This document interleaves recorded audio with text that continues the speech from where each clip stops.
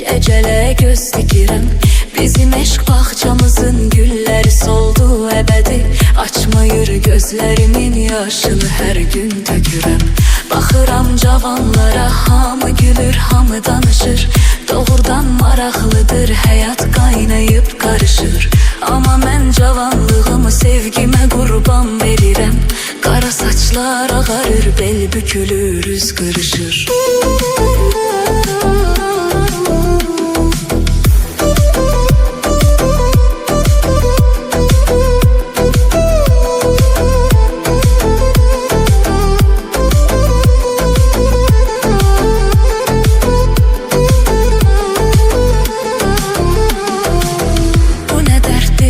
Müsibət nə bəladır çəkirəm.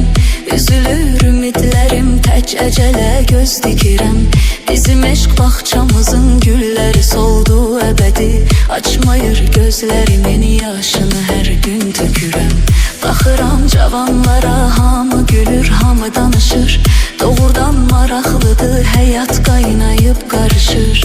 Amma mən cavanlığımı sevgimə qurban verirəm.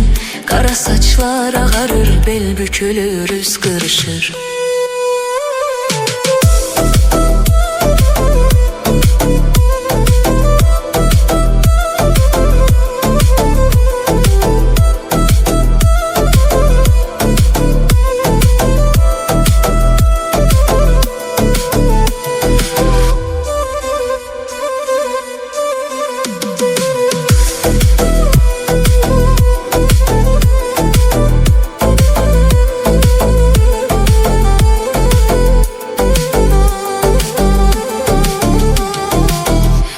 Dərddir, nə müsibət, nə bəladır çəkirəm.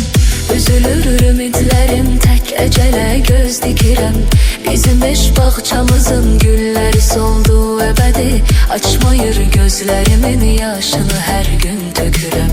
Baxıram cavanlara, hamı gülür, hamı danışır. Doğrudan maraqlıdır, həyat qaynayıb qarışır. Amma mən cavanlığımı sevgimə qurban verirəm. Qara saçlar ağarır, bel bükülür, üz qırışır.